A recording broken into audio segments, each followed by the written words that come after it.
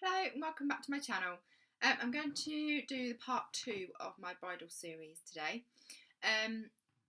Keeping on kind of the theme of obviously makeup, I'm just going to give you some makeup tips. Just really quickly run through a few things that you can jot down, you know, whether you're doing your own makeup or if you're having a trial, just things to remember to kind of jot down and have with you. Okay, so number 1, don't date your makeup.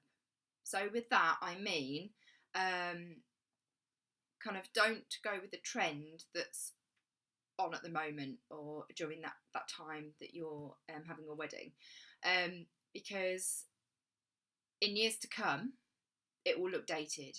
Okay, so for instance, I don't know, like a real dark, grungy, smoky eye. You know, if that's in the theme of the makeup at the time and the trends, you know, try not to go with that. Try to go for something quite natural, something, you know, similar to what you wear as your daily makeup, but enhance it more, because you know, you're going to look back on these photos in years to come, so kind of 10-20 years down the line, when you look back at your wedding photos, you might look at them and go, oh, you know, what was going on with my makeup. You know, it's not going to stick with the trends carrying on forward. So yeah, just something to remember on that. You know, you can have whatever you like as your makeup, but try and stick to things that you know, rather than going completely different to what you would normally go for. 2, if your makeup artist says to you, do you normally wear eyeliner? Then, you know, say, oh yes I do, but you know, go with what you think. If you don't think I should wear it, you know, that's fine. No, don't do that, because if you wear eyeliner every day, whether it's on the top lash line or the bottom waterline or wherever, and that's, you know, you've done that for years, and then you don't have it as your wedding makeup, you will look at your photos afterwards and think, what's going on with my eyes? What is completely different? I don't look right. And it'll be because you've not got your eyeliner on. So, and the same vice versa. If you don't normally wear eyeliner because you don't like it, don't feel that you've got to wear eyeliner. If a makeup artist says, oh, you know, it will really bring out your eyes, you know, don't wear it if you're not happy wearing it, because again, you'll look back at your photos and think, oh no, my makeup looks really heavy because I've got eyeliner on. Okay, so go with what you know, go with your instinct. Number 3, avoid glitter. Okay, do not put any glitter on your face anywhere, because when you're having photos done and it's flash photography, it will bounce off the glitter and reflect, and that's all you'll see. Okay, so avoid glitter pigments. Shimmer eyeshadows are fine, but avoid eyeshadows that have got glitter in. Okay, a little bit of shimmer is fine, but if there's bits of glitter, you know, steer clear from that, really, because otherwise it will just bounce off your face when you're having a photo taken, and all you'll see is if you glitter on your eyes, that's all you'll see. Okay, so try and avoid the glitter. Number 4, when you've had your makeup trial, whether you've done it yourself, you're doing your own makeup and you've had a practice, or if you've had a makeup trial with a makeup artist, make sure you take a photo afterwards. Okay, kind of do a selfie if you like. Different angles, different shots, kind of eyes closed, eyes open, you know, get somebody else to take a photo of you, because at least then you can keep looking at it. You know, after that day, you're going to take that off, but at least you've got something you think, oh, you know, what was my makeup like? You've got that then to keep with you, so you can keep looking at it, keep referring to it, keep checking it. You know, it might come that you think, actually, I don't like that lipstick, or could you go a bit darker on my eyes, you know? So you've got that then to keep referring back to. Number 5, make sure that you try and wear a top for your trial that is a similar colour to your wedding dress. Okay, that might not be easy, although if you've got a white dress, just wear a white top. Just so that you can get an idea of the kind of top half of what it's going to look similarly like. What a lot of my brides do, which is a really good tip, and I do recommend this, is that if you're having a dress fitting, have your hair trial, your makeup trial, and your dress fitting all in the same day. I know that's going to be a tight schedule, but you'll benefit from it so much because, you know, kind of have your hair done and then go and have your makeup done with your trial, and then book your dress fitting for, I don't know, 4 or 5 o'clock in the evening. So then when you put your dress on, you can see then and piece it all together, see exactly how it's going to look. You know, because it's really difficult when you've had a hair trial, but you've not got your makeup, you know, done how you want it on the day, or you've got your makeup, have your makeup trial, but your hair's not how it's going to be on the day. And then you go for a dress fitting, put your dress on, but your hair and makeup's not, you know, done how you're going to be having it. And it's so difficult to piece it all together. Some brides like it as a surprise and think, oh no, I don't want to do that. I want, you know, on the day I want to, you know, it all fit together as a little surprise.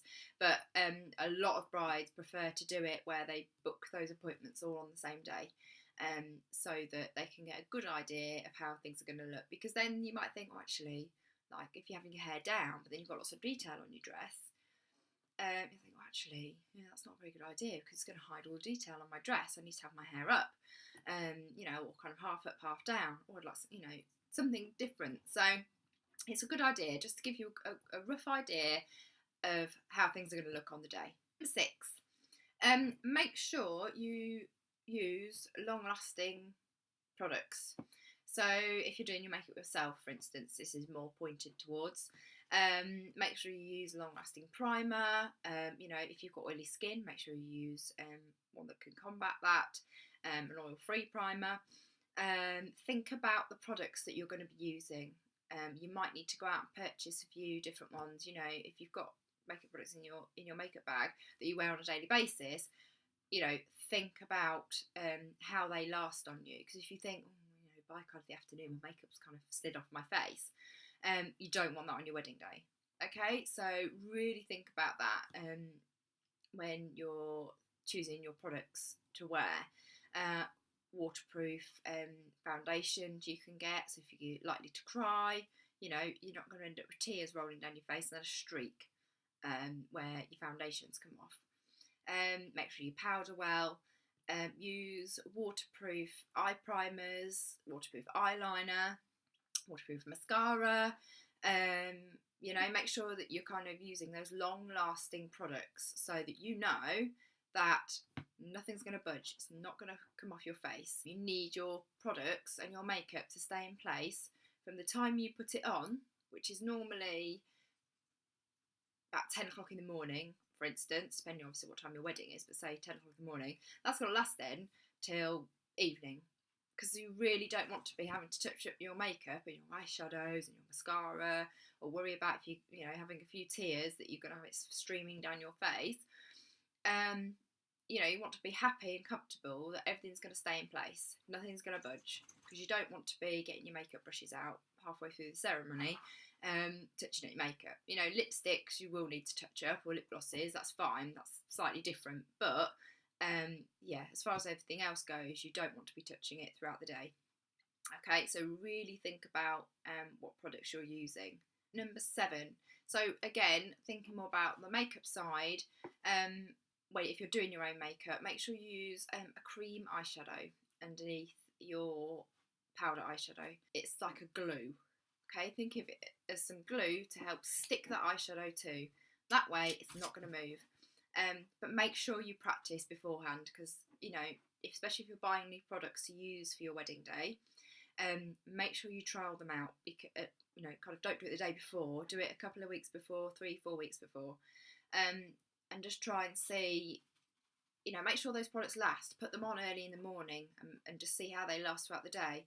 Because the last thing that you want is on your wedding day to put this makeup on, all these new fancy products that you've gone out and bought, especially for your wedding, and you put them on at 10 o'clock, and by the time you get to church, you look like you've got no makeup on. Okay, so you really need to think about how you're applying it, what products you're using. Okay, I will be doing some tutorials, okay, some makeup tutorials on different bridal makeup styles, and how to apply your makeup You know, there's a lot of thought involved into it to make sure that that makeup lasts all day. Okay, you know, it's all a bit about the application process and how you're blending your products in, what products to use. So yeah, I'll do a kind of a series of a couple of different makeup styles and different products, kind of tinted moisturisers if that's what you like, through to heavy foundations, mineral powder foundations. I'll do a good range of different products and eyeshadow styles as well, for you to kind of have a look at and hopefully take away a few tips from that as well. Okay, so I hope those tips have been useful. You know, jot them down anywhere, so that when it comes, if you're doing your own makeup, or you know somebody else is doing your makeup, that you think, actually yes, I need to make sure I remember that. Okay, so just a few little tips to yeah, hopefully give you a good makeup wedding day. Okay, guys, thanks for watching, and I'll see you for part 3.